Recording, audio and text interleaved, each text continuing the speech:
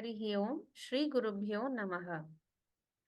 Om Vakratunda Mahakaya Suryakoti Samaprabha Nirvignam Kuru Me Deva Sarvakaryeshu Sarvada Gurur Brahma Gurur Vishnu Gurur Devo Maheshwaraha Gurur Sakshat Parabrahma Tasmai Shri Gurave Namaha. Om Sahana Vavatu Sahanau Bhunaktu Sahaviram Karavavahai Tejasvinavadhitamastu ma vidvishavahai. Om Shanti Shanti Shanti. Namaste, friends. Team Param Vedanta warmly welcomes you to session 20 of Kathopanishad. Lord Yama has been explaining to little Nachiketa the supreme knowledge about Brahman using profound statements and illustrations. All the secrets about birth, death, and rebirth are given. This is very advanced Vedantic knowledge, and we are indeed grateful to our gurus to be able to study these powerful Upanishadic verses. In today's class, we will continue our study of the second Valli of the second chapter. There is only one more Valli to go, so let us listen with all ears and our mind as our speakers explain these verses. Dr. Hegde sir will moderate the session, simplifying and helping us digest and assimilate the knowledge of these shlokas. Before we proceed, let us listen to Sri Shiv Kumar, who will summarize the mantras we studied last week. Over to you, Shiv sir. Hari Om, Shri Gurubhyo Namaha. Lord Yama in the sixth mantra promises to teach or reveal to Nachiketas the ancient truth, the mysterious secret of the extremely subtle subject of eternal Brahman or Atman, and how the ignorant Jivatma fares after death. What happens to a person after death? This answer is attempted to be given in the mantras that follow. Next slide, sir. There is no scientific evidence for rebirth, but only Shastra Pramana.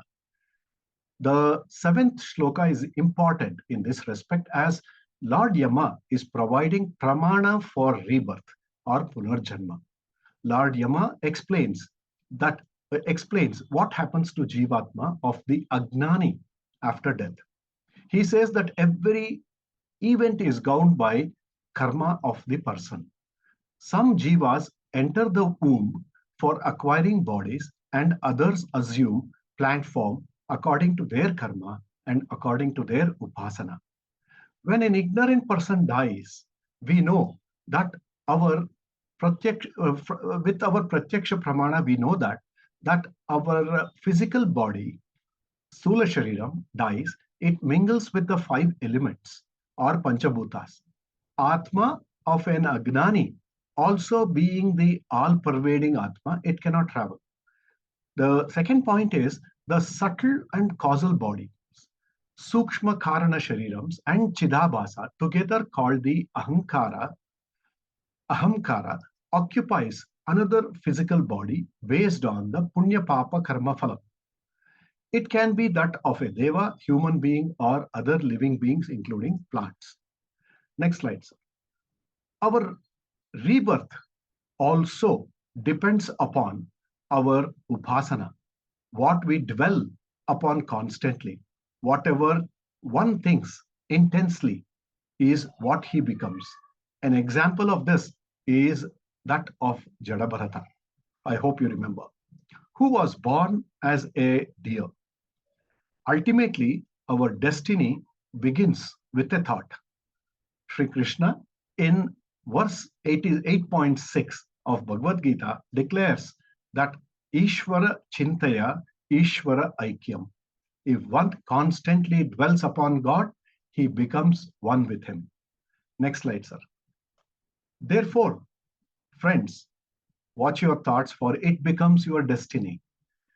I am sure we all remember this famous quote: thoughts are the seeds of our destiny. In the next slide, we will see mantra 8. Uh, Atma is the consciousness which keeps awake, projecting various dream objects when all the senses are asleep. These dream objects are pure, that is immortal, that is indeed said to be Brahman. All the worlds are based on that. Verily, nothing exceeds that. That is indeed, this is indeed that. Sorry. Next slide, sir. The Brahman as consciousness resides in every individual, is ever awake and illumines everything all the time, illumines the active mind. The mind illumines the organs of knowledge, and the organs of knowledge are the senses, senses the sense objects. The Gnanendriyas or organs illumine the world only when they are awake.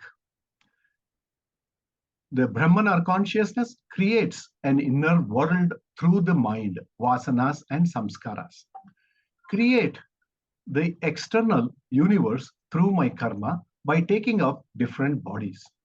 It creates, I'm ever pure, even though the mind, body, and the world that I create and associate with are impure.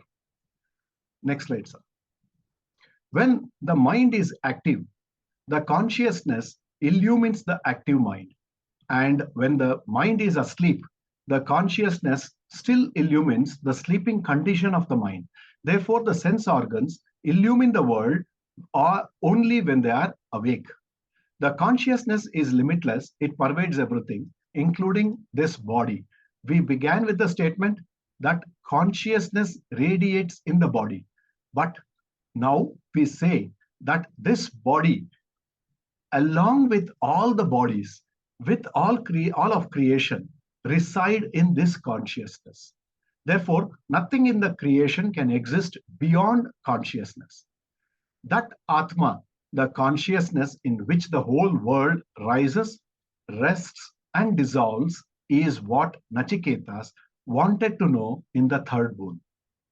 This verily is that, says Yamadharmaraja to Nachiketas. Next slide, sir. The general misconception conclusions are consciousness is not present outside the body, and that after death of the body, Atma leaves the body and it travels to Swarga, Naraka, etc. Lord Yama clears these misconceptions of consciousness in verses 9, 10, and 11 with Agni, Vayu, Surya, Drishtanta. In mantras 9 and 10, Lord Yamadharmaraja explains the formless, all-pervading nature of consciousness, and which manifests in the form body also. In mantra 9, he gives the example of Agni, and in mantra 10, he explains the same concept with Vayu as example. Fire as heat formlessly pervades the universe. It is Sarva Vyapakam. Fire is one in its original state. It burns equally without any partiality. But when it enters the world, it puts on various forms. Uh, it may burn in various hues, in various contours, because of the medium through which it passes. Atman is uniformly present in all of creation, whether in man, woman, an elephant, ant, tree, rock, irrespective of size, color, shape, or form, etc. All these are his embodiments, but appears to be varied because of the differences of bodies and intellects. Next slide, sir.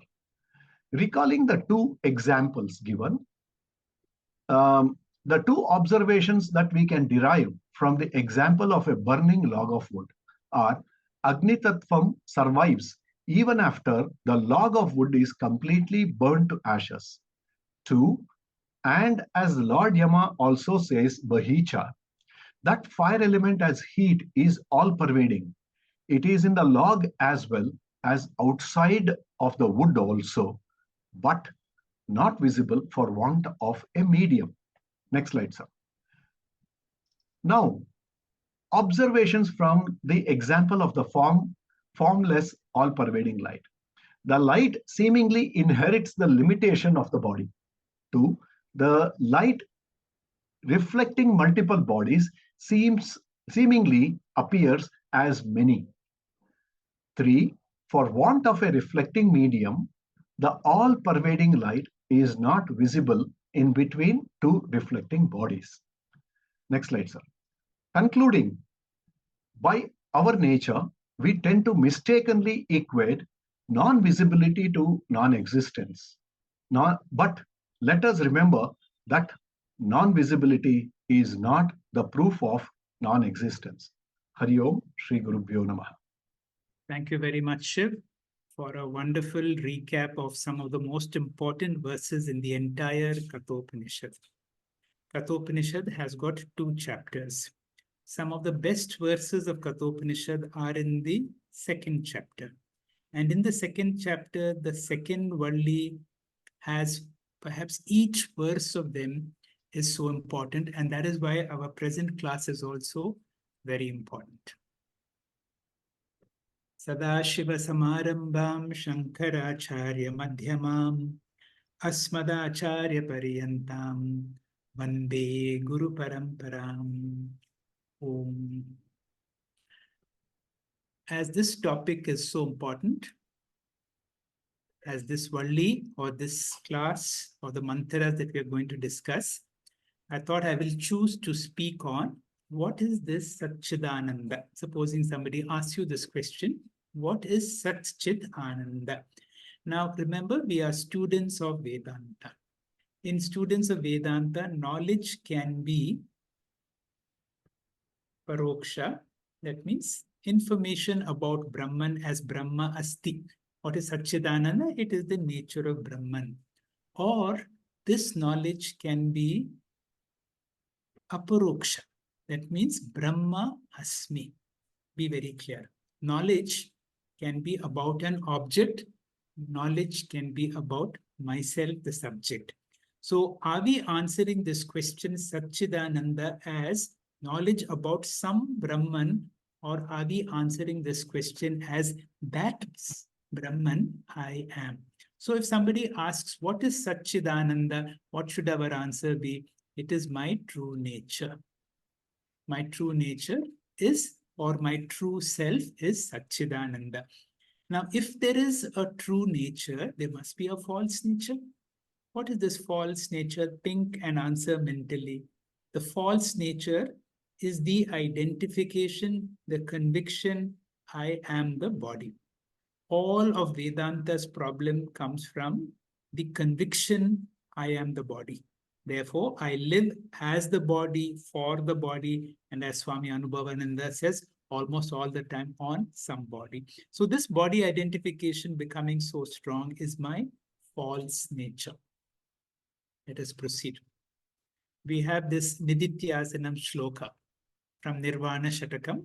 So when the teacher comes at a certain stage of our life, when the teacher knows the student is ready, the teacher will begin and tell you, Mano Buddhi Hankara Chittani Naham. My dear student, you are not this body, you are not this mind, you are not your buddhi or intellect, you are not this ahankara, you are not your memory. Then who are you? Chidananda Rupaha Shivoham Shivoham. And if the student is well prepared, that knowledge itself becomes my knowledge. Then what is my nature? I am Chidananda Rupaha Shivoham Shivoham. I very humorously ask people this question. When my true nature is Satchit Ananda, why did Adi Shankara tell us Chidananda Rupa Shivoham Shivoham? For one reason. It is easy to explain what is Chit, what is Ananda. It is extremely difficult to explain what is Sat. And our Guru, Swami Paramatmananda is one who has explained what is Sat as clearly as nobody else could ever do. Now let us understand what is Chit. We all know Chit is consciousness. Because of that consciousness, you are listening to me. Because of that consciousness, I am alive. I can feel the world around me. I know I am. I know I'm trying to explain what Sachidananda is. So consciousness is that enlivening principle. What I do not know or what I have been taught by my teacher is that consciousness is not a part of my body. It is not a property of my body. It is not a product of my body. We have heard this ad nauseum so many times. But what does it mean? It is an independent entity. It pervades my body. It enlivens my body. It is not limited to this body alone. It is all pervading. It is that same consciousness in everyone. It is the same consciousness in Lord Krishna. That is why Sri Krishna says, Kshetrajnam chapi mam viddhi sarva kshetreshu bharata. So this consciousness is an independent entity. It can somehow be compared to the hand and light example, because the light which falls on my hand is not part of the hand. It is not a property of the hand. It is not a product of the hand. It is an independent entity, and because of that, you are able to see my hand. And because it is so evidently there, strangely, I take it for granted. Because so consciousness is so always there. What I am conscious of varies. Today I'm speaking, you're listening. After the class, we'll be listening to something else. What I am conscious varies. That I am conscious is an always experienced fact. This we take for granted. And the teacher and the great teachers try to remind ourselves that consciousness is an independent entity like light. That consciousness is not limited. Then what is it? It is limitless. And therefore, I am a mixture of this body-mind, just like hand and light. It is two which cannot be separated, and therefore I am limitless, anantatvam consciousness. Clear? If this understanding is there, I have understood what is Sat. I'm sorry, what is Chit. If I have understood what is Chit, that means I am limitless. The word limitless has got a Sanskrit name called Ananta. So Ananta has been, I won't say wrongly, there is something called Vachyartha and Lakshartha. Vachyartha's ordinary meaning is Ananda or happiness. But the Lakshartha is Ananta. Why? Whenever I have limitations, I have dukkham. Whenever I have no limitations, whenever I am experiencing Anantatvam, I have Ananda. Now there is, what is my nature? Ananta Sat. Ananta Chit. All right, now coming to what is Sat. Sat means that which is existent. Look around all your room, wherever you are, including your own body. Your body is existent or not? Yes, 100%. Now look at the beauty of this. To say I am existent, do you need your sense organs? Do you need your mind? Do you need to think also? That knowledge where you don't even have to think is a unique type of knowledge. And that knowledge, Swami Anubhavananda emphasizes as the real knowledge. That is an aparoksha jnanam of Brahmatvam in all of us. So what is this existence? I am existent. The table is existent. My computer is existent. Everything around me is existent. Same rule like consciousness. Existence is not a product or property of this computer or the mobile or my body. It is an independent entity which pervades the computer, the mobile, and my body and makes it existent. That existence principle is not limited to my body. It is all pervading. And if this body drops for whatever reason, existence continues to be there, but it cannot be manifest from a particular product, right? Let us go a little further. Now, I have understood myself as limitlessly conscious and limitlessly existent. Now, can you have two limitlessness? Can you have two infinite things? If you understand the consciousness in me, because of which I'm alive, is the same as existence around me. How do you give this example? The nice example that I give is the example of my dream. In my dream, I create all these objects. Is all the objects in my dream are part of my Nidra Shakti. Because of my Nidra Shakti, my mind has the ability to create a dream world and dream object. Everything in my dream world is only thoughts and thoughts. Even the train or the mountain or the river or my body is only made up of my thoughts. So too, according to the Shastras, clearly explained by our teacher, this whole world is existent because of Maya Shakti. And where does this Maya Shakti comes from? That Atma, that Chit, that I am. When I am awake, that consciousness in me has the ability to lend existence to everything that I see. Now it takes some time to understand, but Bhagavan so simply says, Sattva Basika Chit Ve Itara. Now, is there two things? Where is Sat and Chit different from one another? He says, Sattaya Hi Chit. Sat and Chit are one and the same. And this Sat Chit is none other than I am, then Aham. Look at that jump. Now, Bhagavan Ramana did not go through any formal Vedanta school. But without going through, he has been able to declare, I am Sat, I am Chit. Sat and Chit are not two different things. Sat and Chit are one and the same. Sat is that which is existent outside, including my body, and Chit is that enlivening principle. So there are no two things. There is only one Sat Chit. That which I experience as consciousness is here, and that which I experience as the world around me, including my body, is Sat. We will learn when we go to the next Upanishad in more detail that when we are fast asleep, we are Sat Chit Ananda. Whenever Sat and Chit come together, I experience no limitations, I experience Ananda. But then the moment I wake up, there is a seeming separation of Sat outside, including my body, and Chit within. And as long as Sat and Chit are separate from one another, I experience samsara. So who am I? I am, and this I am is something that I don't need my mind and sense organs. The real knowledge of Brahman knowledge does not need mind or sense organs. I am limitlessly conscious, limitless existence, and Sat and Chit are not two things. I am Anantatva Sat, Anantatva Chit. So what is Ananda? Ananda is none other than Ananda. Happiness comes only when there is limitlessness. Wherever there is limitations, there is dukkha. Anything finite causes sorrow. Now, sometimes we see that so many objects or so many situations give me happiness.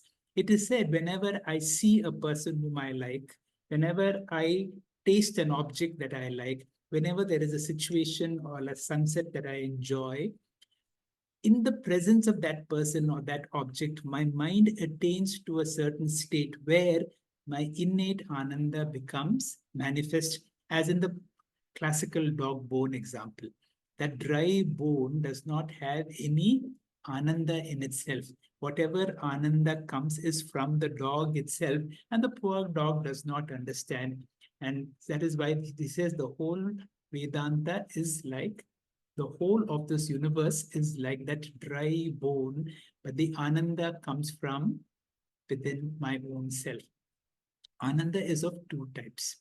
That ananda that I get from, so all this will be discussed by speakers in today's class. All that ananda that I experience because of objects, persons, or situations is called Vishayananda. Vishayananda has got dukkha mishritvatvam, atripti karatvam, and bandhakatvam, because they come and they go, they have gradations and so on. But all of us have our own birthright of Atmananda.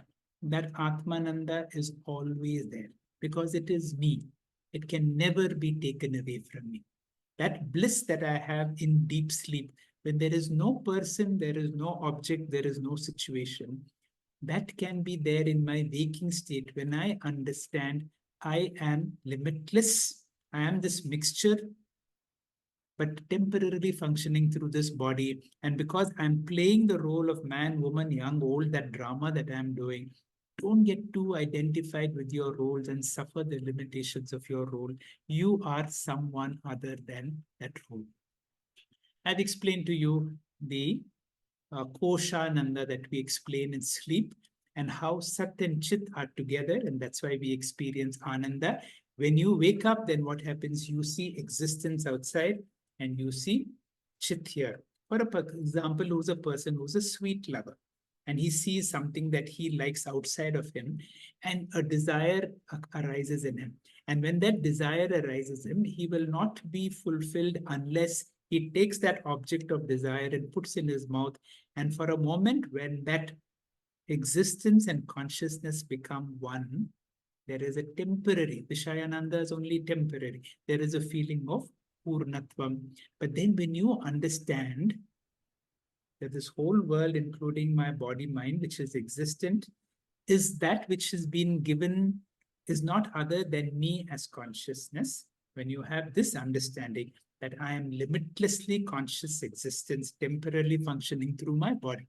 So, Swami Paramatmananda, I will conclude with few declarations. He says, each of these words, Sat, Chit, and Ananda, are solid words. And he says, if you understand these words, Vedanta is over. He also says these are goalpost verses, the verses that we are going to study today. The definition of Brahman is subtle. What is this definition? Brahman is Sachidananda initially. Then you will have to say, I am Sachidananda. Initially, it is certainly difficult to comprehend. That's why I give people a blanket figure of 10 years. So when you are a sincere student, I will say within 10 years, you have to comprehend this.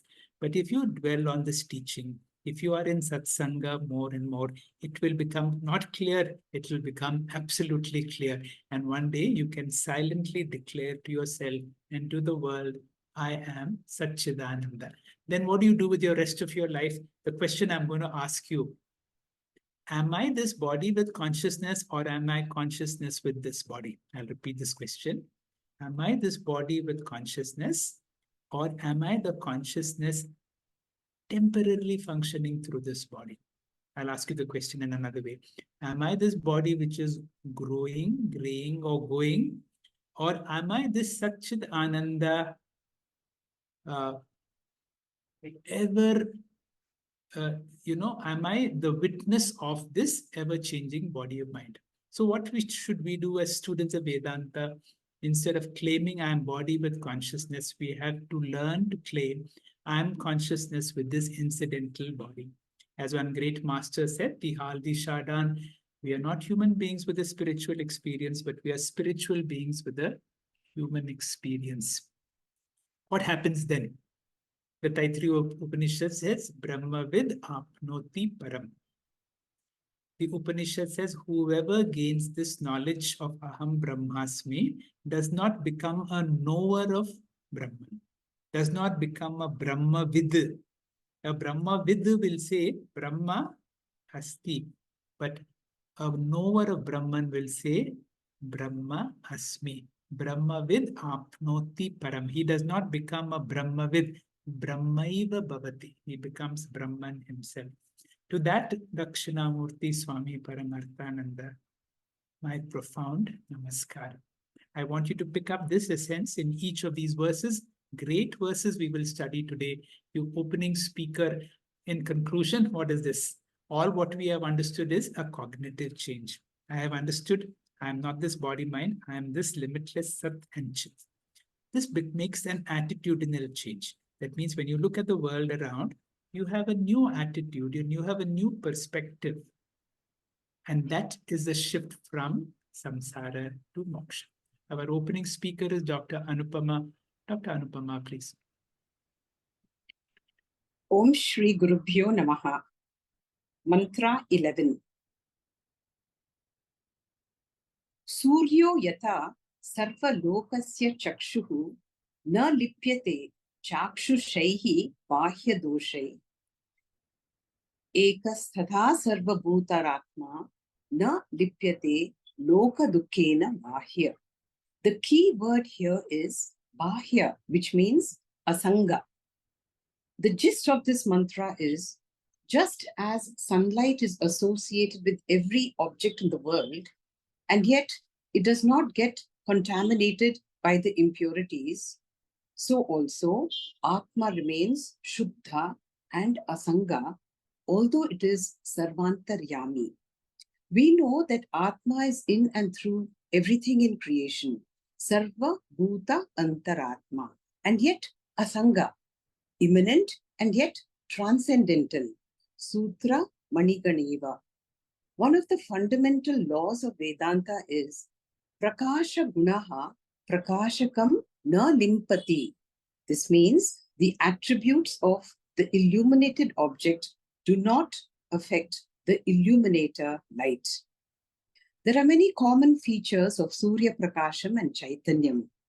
Both are Ekaha, all-pervading, formless, indivisible. They illumine, that means make objects known by their presence, and both are not tainted by the attributes of the objects that they illumine. Surya Prakashaha here refers to solar light and not the solar disk. What does Surya Prakasha do? Sarvasya Lokaha Chakshuhu. As we have seen in chapter 13, verse 34, Yatha Prakashayati Eka Kritsnam Lokam Imam Ravihi Kshetram Kshetri Tata Kritsnam Prakashayati Bharata. Just as sunlight illumines every object, consciousness also illumines everything. Illumines here means makes an object knowable. The sun, which is like the eye of the world, Loka Chakshuhu na lipyate. Na lipyate doshaihi. That means it is not contaminated by doshas which are of two types. Chakshushaha dosha, meaning the invisible inner impurities, the adhyatmika impurities or papams born out of the abuse of sense organs, which ultimately result in kama, krodha, lobha, moha, etc. The second are the bahya dosha, the outer impurities like the visible dust and dirt. So we see Chaitanyam spreads all over our body-mind complex. The impurities of the body do not sully it, nor do the impurities of the mind like raga, dvesha, kama, krodha. As Dr. Hegde just told us, name dvesha raga, name lobha moha, name vai modha, navai matsarya bhavaha, but chidananda rupa, shivoham, shivoham. Ekas tata sarva bhutantaratma na lipyate loka dukkena bahya. The Atma Chaitanyam, which is in and through every bhuta, here bhuta means the stula and sukshma sharira of every living being, remains untainted. Why so? Because it is bahya, meaning asanga, immanent yet transcendental. Just as the screen of this TV remains untainted by the projected images, as we have seen in verse 23 of chapter 2, Achedyo ayam, adahyo ayam, akledyo ashosyacha eva. Atma Chaitanyam is nitya sarvagata sthanuhu, achalo ayam sanatanahu. Thank you. Thank you very much, Dr. Anupama, for giving us this nice example. As I said, each of these mantras are great mantras, and it's a great opportunity to study one mantra and make this mantra your life mantra. Here, remember in the last class, we had the example of Agni, we had the example of Vayu, and Yamadharmaraja has now brought in the Surya example of that one which has become many. Now, as rightly pointed out by Dr. Anupama, what is the essence that we need to see about this example of the sun? The sun illumines everything, but it is not affected by anything that illumines. What is the sun of consciousness in me? I am Sachidananda. I am not this body-mind complex. I'm using this body-mind complex. And as the illuminator of this body-mind complex, and as I illumine a very unpleasant world, if I look it through my mind I've become very sorrowful. But if I see that I am the illuminator of unpleasant things, but I am asanga to it, I'm not affected to it. This is something I need to remember. I am the illuminator of unpleasant things in my world, but I am unaffected by things. This is the meaning of the word transcendental. And that is the significance of the Surya example. I am the illuminator. I am not affected. For reflection, for all of us students, we have got enough Brahma Vidya, but we need to reflect on it. There is a beautiful composition by Adi Shankara. The proof of Vedanta is asangatvam, is vairagya. There is a great Nidithyashanam shloka.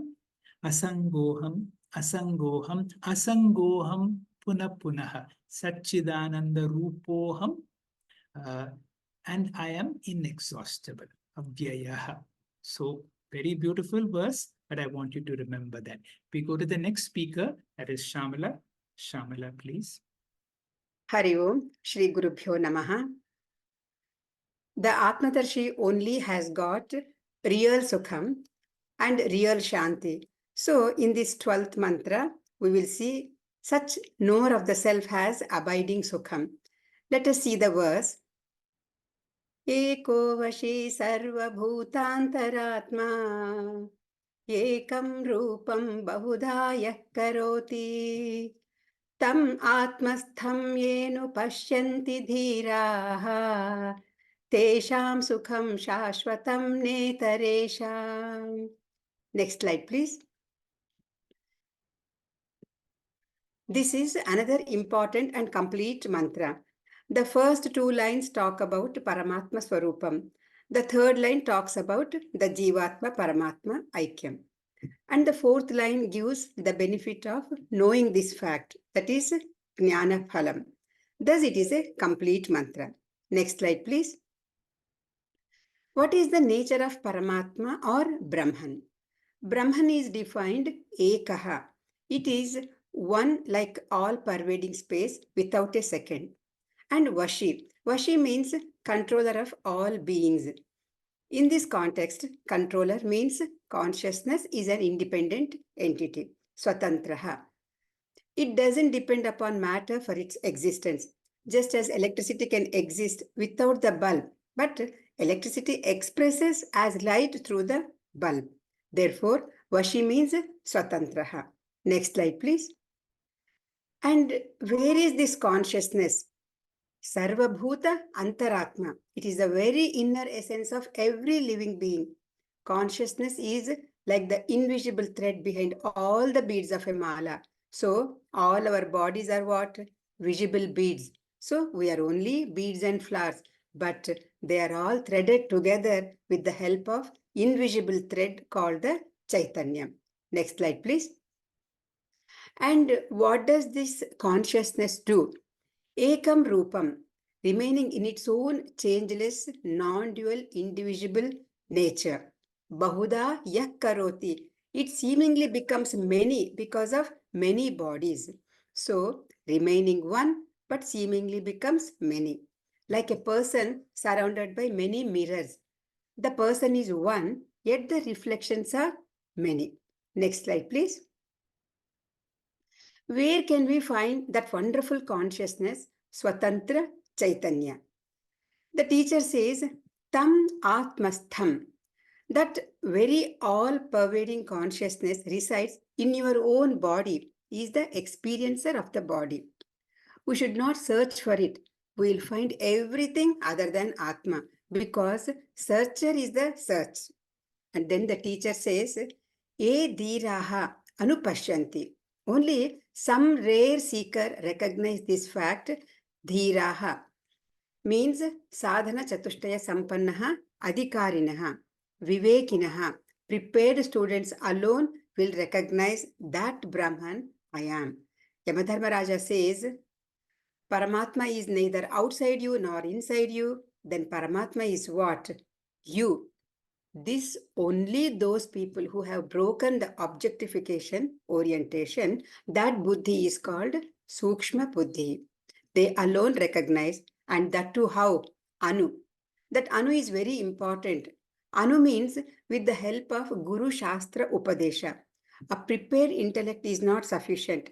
It should be assisted by Guru Shastra Upadesha. And that is indicated by the prefix Anu, Anupashyanti. Next slide, please. By gaining this knowledge, what benefit they will get? Tesham Shashvata Sukham.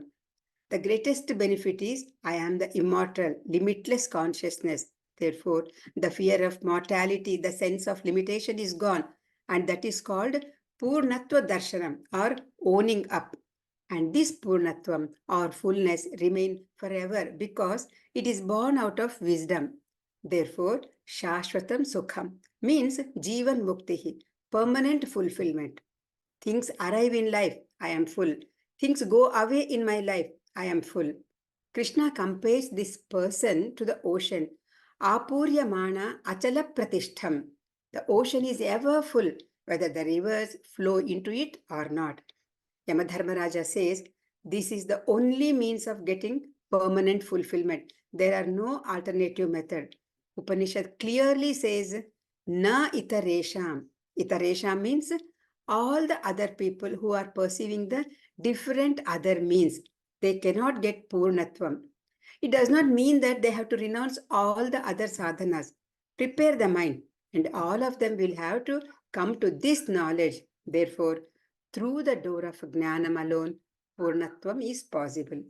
Hari Om, Shri Gurubhyo Namaha. Thank you, Shamala, for giving a very clear example for another, I can say another masterpiece mantra. So I have to say the same for all the mantras in this section, because each of these mantras have everything that in a shloka. There is Jivatma, Paramatma, Aikyam, there is sadhana, and there is the benefit of studying these mantras. But essentially, what are we here to understand? That all we will understand our nature, and our nature is same as the nature of Bhagwan. And having understood this, your ability to see that one, the glimpse of the one in the play of the many. And it is only through this understanding that you will be able to experience lasting happiness, not by any other way. We have another similar mantra that will be explained to us by Aruna. Aruna, please. Hari Om. Nityo nityanam chetanas chetananam eko bahuna yo vidadhati kaman tamatmastham yenu pashyanti dhiraha tesham shantihi shashvati netaresham. Continuing this verse 13, which is actually a description of the nature of Paramatma. The first two lines do this, give the nature of Brahman. The third line describes Aikyam, and the last line is the Phalam. Now, this verse has been considered a Mahavakya because any statement that reveals the identity of Brahman or Atman is a Mahavakya. Looking at the first line, Atma is the only permanence amidst all the impermanent things. It is the Eka, the only one thing that is Nitya, amidst things that are, it is unchanging and eternal, amidst all things that are changing. They are Anitya. Taking the example of the clay pot, the pot can be intact. It can be broken into pieces, and even broken pieces can be stuck together. The form of the pot has changed, but what of the clay?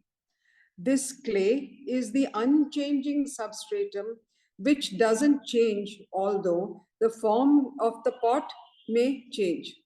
In this metaphor Drishtanta, because of this clay, it is that all the forms of the pot can exist. Similarly, Ekaha, the one reality, is unchangeable, the original consciousness. It is the indwelling self, Sarva Bhutantaratma, as was said in the previous verse. And this is Nitya, eternal. This you can call Sat. The next word, Chetanas Chetananam, For all the conscious things, Chetananan, this substratum is the consciousness of all things. It is the Chetana. That one is the source of consciousness, the Eka, the one because of which Bahuna, the many forms exist. The one, Ekaha, establishes Bahuna or the many, and it also creates Kaman, which literally translates into meaning desire. But here it actually refers to any mental activity. Desire is also a thought. And how do desires, thoughts, etc. arise? They also arise in the consciousness, in the Eka. Next slide, please. The Taittiriya Upanishad has a Vakya, Satyam Jnanam Anantam Brahma, explaining Brahman. And it is important to note that Atman or Brahman does not possess qualities of Nitya and Chetana, because qualities can change. But it is the nature of Atman, it is the Swarupa itself, which is Nityam, Satyam, etc. The substratum Eka never changes, it just is Sat. This is the reality of both Sat and Chit. Next slide, please. On to the third line. What is the meaning of Atmastham? As in the previous verses, it is referring to the space of the heart in the body. We have seen this in earlier verses. But this does not refer to the physical heart of a physical body. It refers only to a notional heart space, but actually it is the seat of all experience, the intellect and the mind, the place where everything is experienced. That is Atmastham, and Bhagwan Shankara refers to this as Buddha. Therefore, those who have discovered the indwelling self, Anupashyanti, by looking within one's own mind and intellect and discovering that they are indeed the substratum of all this world, Paramatma. Paramatma is not outside, it is me. They, the Dhira, have come to this stage with the help of Guru Shastra Upadesha. The discriminative seeker breaks the objectification orientation with the knowledge gained by Guru Shastra Upadesha. With this knowledge alone, does a person lose the feeling of being limited, and only such a person attains Purnatvam or fulfillment. The others who do not seek this knowledge can never attain Shashwati, which is eternal peace and eternal fulfillment. Therefore, this Sukham Shashvatam is not an experience of happiness, let us remember. Since experiences come and go, this is the Swarupa or the source of happiness. And Netaresham, the others who do not have this self-knowledge, do not attain eternal peace. So self-knowledge is the only means to Purnatvam or to total happiness, Sukham Shashvatam. Thank you. Thank you very much, Aruna, for a very nice explanation of another mega mantra, great mantra. Nityo Nityanam Chetana Chetananam. That means once I know my true nature, once I know I am Atma, once I know I am of the nature of Sachidananda, how do you look at the world? Now suddenly you see the world as conscious, you see the world as existent. I have to be able to see consciousness in every living being. I see existence in every non-living being. Remember, my sarvam idam protam sutre manigana eva. I'm able to discover. When one knows thee, then alien there is none, no door is shut. I now have the ability to see the glimpse of the one in the play of the many. Now we come to a very crucial part of the teaching. Yamadharmaraja has a great student in Nachiketa. Nachiketa has asked so many wonderful questions. The last time we heard Nachiketa speak was Anyatra Dharma, Anyatra Dharma. Oh, my teacher, don't tell me something about Dharma, Dharma and all that. Give me something which is beyond. Give me something beyond time. And we have never heard about him after that. Now, we have a question now. Who is giving us this question? Apeksha, can you please explain this? Hari Om sir. So this verse is Tade taditi manyante anirdeshyam param sukham kathana tad tad tad vijnanam kimu bhati vibhati vaha. This verse is very important and very nice one. It says that is this. Thus they know the indefinable suprema ananda. How indeed can I know that? Does it shine by itself? Does it shine distinctly or not? Next slide, sir. So as per Swami Param, he says this verse is in the form of a question asked by Nachiketa, or the Lord Yama himself is asking this question while explaining and gives the answer also for this question.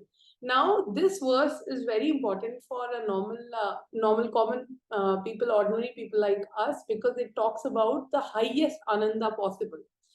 Normally, there are three types of happiness or ananda available. As per Bhagavad Gita, we've already read it. One is tamasic happiness, the other is rajasic happiness, and the third one is sattvic happiness. But these all are not permanent. They are there for a very, very short period of time. So if you look at tamasic happiness, if I were to define, tamasic happiness means when you laze around or when you're watching social media or TV or you are doing nothing, that is the happiness, the pleasure that you get out of watching a sitcom or just sleeping, lazing around on the sofa is very, very temporary. And it actually, you think it's a pleasure, but it's actually destroying your mind. Second is Rajasic happiness. Even Rajasic happiness, it's better than Tamasic happiness, but still it is not the happiness that you actually are seeking. What is the Rajasic happiness means? When you are running after objects. It can be money, it can be your goal, when you are, it can be anything in life that you are running after. And you think that, by having this or eating this, I'll get that pleasure, or by achieving this goal in my life, I will get this pleasure. That is Rajasic happiness, but that is also short-lived and very, very temporary. The third one, which is better than both Tamasic and Rajasic, is Sattvic happiness. Now, Sattvic happiness could be through a dance form or a music, or listening to music, or reading a very nice book, non-fiction book you are reading. You get, very good pleasure out of it, because when you learn, it's an art that you cultivate, right? Like listening to classical music can be termed into sattvic happiness because it has to be cultivated. It seems like a poison in the start, in the sense it's very difficult, but over a period of time it gives you sattvic happiness, but that is also short-lived. It is not permanent. So what is exactly the highest ananda here this verse talks about? And that is Brahma Ananda, that is Atma Ananda, which is beyond all these and unlimited. Next slide, sir. So the question here is, Brahma Ananda is the highest Ananda possible, because if you get this Ananda, if you understand what is pure bliss, pure Ananda, then you don't require any of the above three that I had mentioned. This Ananda is indescribable, and people who have actually, like Sir was talking about, people who actually know this pure bliss, pure Ananda in their life, they want nothing in their life. So the wise people refer to this as not a very, remote concept which is not understandable, but they refer it as this. That is very easily, intimately available to them here and now, and they would not go for any other Ananda in their life. But then the question is, how can I make this Ananda available to me? Does it shine on itself? How can I get this Jnanam? Is it available, distinctly perceptible or not to my eyes? How to get Brahma Ananda? That's the main question. The highest Ananda possible, which is limitless, which has, no limits at all. Is it available easily or with difficulty? So that's the main question that has been asked here. Hari Om, sir. Thank you very much, Apeksha. As always, very nice, very clearly explained. No ambiguity about this particular mantra, which comes as a bolt from the blue. Now, there is a question. Now, Nachiketa is one of the most brilliant students ever. Because of his question, we have the whole Kathopanishad. He first asked this question as his third boon. What happens when a person dies? Yeyam prete vichikitsa manushya. There is a big doubt, when a person dies, is it complete or does something survive after death? So then we have one discussion. Then later on, he makes it very clear that he's asking for Brahmananda or Brahma Vidya by asking Anyatra Dharma, Anyatra Adharma. That question is so brilliant because it means that he is asking for Brahma Vidya very clearly. Now, this cannot be a question from Nachiketa. Nachiketa cannot be asking this question in this state, in the final state of his understanding. What is this Brahmananda? How to get Brahmananda? Is it an object? Is it something that I can experience? That means he is asking for the distinction between Vishayananda or Koshananda and Atmananda. In my introduction, I gave the distinction between these two. Evidently, this is not Nachiketa's question. So Swamiji and Apeksha also said this must be, for some reason, Yamadharmaraja himself is asking this question, and he will give a new twist as an answer. Now, this Valli comes to a peak. It comes to a climax with this Maha Mantra, which Dr. Asha Naik is going to explain. Madam, please. Om Gurubhyo Namah. Jai Gurudev. This is a 15th verse, favorite of Swami Vivekananda, and also occurs in Mundako as well as Bhagavad Gita. This mantra starts with a relevant answer of a previous mantra question. That question is, how can anybody experience Brahmananda? Asked by Nachiketa. So let us understand Brahman and Ananda. The essence is Brahman cannot be objectified by any instrument, and Brahman cannot be illuminated by anything. To convey this slide idea, Upanishad uses example of light. Light in Vedanta is that in whose presence things are known. Next slide. The Upanishad mentions or points out that every sense organ can be compared to a light because sense organ is that in whose presence things are known. Therefore, ear is a light in whose presence sounds are known. Therefore, ear becomes light. Nose is a light in whose presence smells are known. Tongue is a light in whose presence tastes are known. Any pramanam or instrument of knowledge is called light because in the presence of instrument of knowledge, the objects are known. Next slide. Thus, even a word are form of light called Shabda Pramanam, through which we come to know things. The Upanishad says that there are many lights in the world and galaxy. In this mantra, it is mentioned again, sun is a light, moon, star, and everything is light. Anything which can be known through a light, an instrument of knowledge, is called Prameyam. Krishna says Brahman is that which is not object of knowledge, so it is not Prameyam at all. This is Aprameyam Brahma. That is Pramanam Agocharam Brahma. Next slide. So let's talk about the Brahman. Brahman is not an object of knowledge. Brahman is the very subject. Brahman objectifies everything and can never be objectified. Brahman is the experience of everything but never experienced. It is seer of everything but never seen. The unseen seer, the unheard hearer, the unsmelled smeller, and the untasted taster, untouched toucher, and these are Upanishadic expression. Next slide. So therefore, in Brihadaranyaka Upanishad, it is said, Adrishto drishta, ashruto shrotra, amanto manata, avijjata vijjata, and this Brahman is never objectified. In is objectifiable is Brahman. Brahman is the conscious principle. It illuminates the inner world, but it is not illuminated by the inner world. It illuminates matter, but it is never illuminated by matter. It knows the matter, but it is not known by the matter. So that we say the Brahma Lakshana is Chaitanya Swarupa Brahma. Chit Rupam Bhatna, Satyam Jnanam Anantam Brahma. And this is the sar of the verse we are going to study. Next slide, sir. Na tatra suryo bhati na chandra tarakam Na ema vidyato bhanti kutoyam agni.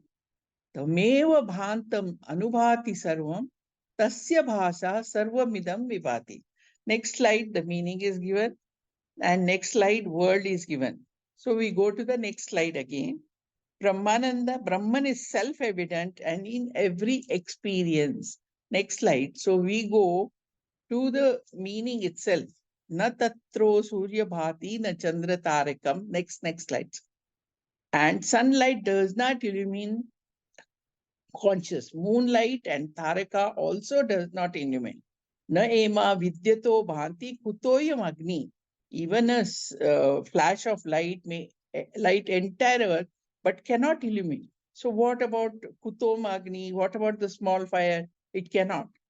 Tvameva bhanta anubhati sarvam. Sarvam anubhati means everything that shines. Everything in creation is known only because of what? Tvameva bhanti. Self-evident, self-proven, self-revealing consciousness. In Sanskrit, it is Swayam Prakasha, Swayam Jyoti, Swayam Siddha. Conscious itself, what is the proof? Conscious itself is a proof of consciousness. Therefore, everything is known because of consciousness. Next slide, sir. So, tasya bhasa sarva idam sarva vibhati. Tasya bhasa means because of the light of consciousness. Idam sarva bhati. Every object is known or shine because of this subject alone. You are Ananda. You need not accomplish Ananda because you yourself are Ananda. When I say Ananda, mean you are Ananta. When I say Anant, you are not limited by your body, thought, hatred, frustration, desire, or anything. Therefore, the whole creation is resting in you and everything belongs to you. Hari Om. Thank you very much, Dr. Asha Naik, for a very elaborate explanation of this great mantra. For all of us students of Vedanta, you have to know the complete meaning of this mantra. Na tatra suryo bhati, na chandra tarakam, nema vidyuto bhanti, kuto yamagni, tvameva bhantam anubhati sarva tasya bhasya sarvamidam vibhati. This comes in Mundaka, and the explanation there is totally different from the explanation that Swamiji gives here in Kathopanishad. Why? Because of this question that Yamadharmaraja asks.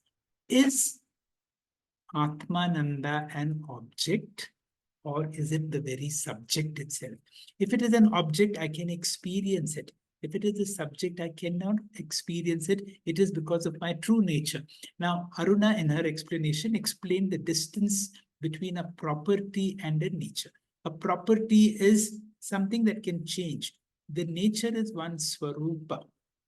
And one Swarupa is, our Swarupa is Atmananda. Why? Because we are infinite. When we are infinite, our Swarupa is Atmananda. And in Kathopanishad, the explanation of the same mantra is, I am of the nature of Atmananda. I am of the nature of Purnananda. I am of the nature of limitlessness. Consciousness is not so much emphasized here. It is limitlessness or anantatvam. Of course, in Mundaka and in other Upanishads also, there are many, at least 3 Upanishads where this comes. And of course, it comes in Dakshinamurti Stotra, it comes in Bhagavad Gita. This has to be understood, especially when you are doing Arati or when you are in the temple, when the Arati is being done. It is because of consciousness in me, the whole world has come into existence. I lend existence to the whole world. And imagine we are saying this when we are in front of the idol, when the Arati is being done. This is the greatness of the Kathopanishad. This is the greatness of Upanishadic wisdom. The Upanishadic wisdom elevates us from ordinary human beings to Brahmavid apnoti param, to the highest. You are no longer a Brahmavid. You are Brahmaiva bhavati. So with this conclusion, we have concluded the second section, and we will, in the next class, we will come to the last Valli. Panaga, please. Thank you very much, sir, and all our speakers, Dr. Anupama, Madam Shamala, Madam Aruna, Apeksha, and Dr. Asha Nayak for explaining these gems of Vedanta. We don't just know what Atma is, but each of us can claim and exclaim that I am Sachidananda Atma, the infinite conscious existence. Paramatma is not outside, it is me. That is this. Atmananda is not an object but my Swarupa. Let us ruminate on these powerful Upanishadic verses until they become our conviction. We meet again on the 25th of March to parallelly continue our study of the fourth chapter of the Bhagavad Gita through the gift series, session 19. Thank you all for staying with us in this Upanishadic journey. ॐ पूर्णमदः पूर्णमिदं पूर्णात् पूर्णमुदच्यते पूर्णस्य पूर्णमादाय पूर्णमेवावशिष्यते ॐ शान्तिः शान्तिः शान्तिः हरिः ॐ श्रीगुरुभ्यो नमः हरिः ॐ